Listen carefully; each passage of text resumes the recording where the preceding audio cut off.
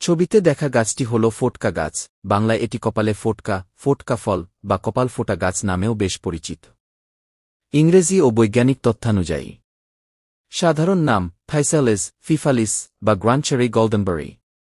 বৈজ্ঞানিক নাম থাইসালিস অ্যাঙ্গুলেটা বা ফেসালিস পেরুভিয়ানা সোলোনেসিয়ে পরিবারের উদ্ভিদ।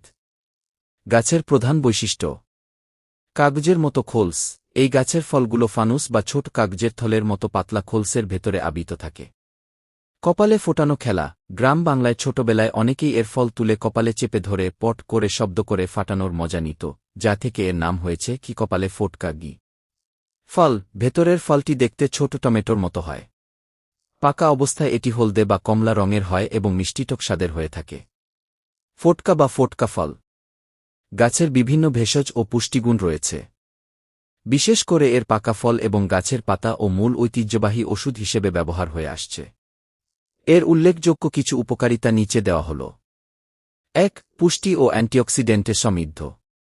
ভিটামিন ও খনিজ। পাকা ফোটকা ফলে প্রচুর পরিমাণে ভিটামিন খি, ভিটামিন এ এবং আয়রন ও ফসফরাসের মতো খনিজ থাকে। রোগ প্রতিরোধ ক্ষমতা। ভিটামিন খি এবং অ্যান্টিঅক্সিডেন্ট শরীরের রোগ প্রতিরোধ ক্ষমতা বৃদ্ধি করতে সাহায্য করে। ২. প্রদাহ ও ব্যথানাশক গুণ। ফোটকা গাছে থাকা ফাইসালিন নামক বিশেষ উপাদান শরীরে যেকোনো ধরনের প্রদাহ ইনফ্ল্যামেশন কমাতে সাহায্য করে। এটি হাঁপানি, অ্যাস্টমা, বাতের ব্যথা বা জয়েন্টের ব্যথা উপশমে কাজ করে। ৩. লিভার ও কিডনির সুরক্ষা। ঐতিহ্যবাহী ভেষজ চিকিৎসায় এই গাছের রস বা কোয়াত লিভার ও কিডনি পরিষ্কার রাখতে এবং এর কার্যক্ষমতা বাড়াতে ব্যবহৃত হয়। জন্ডিস বা লিভারের যেকোনো জটিলতায় এটি উপকারী ভূমিকা রাখে। ৪. ডায়াবেটিস নিয়ন্ত্রণে। ফোটকা ফলের যৌগগুলো রক্তে শর্করার মাত্রা বা গ্লুকোজ শোষণ নিয়ন্ত্রণে রাখতে সাহায্য করে, যা টাইপ ২ ডায়াবেটিস রোগীদের জন্য উপকারী। ৫. হজমশক্তি বৃদ্ধি। এতে বিদ্যমান ফাইবার বা আঁশ কোষ্ঠকাঠিন্য দূর করতে এবং পরিপাকতন্ত্রের কার্যকারিতা উন্নত করতে সাহায্য করে।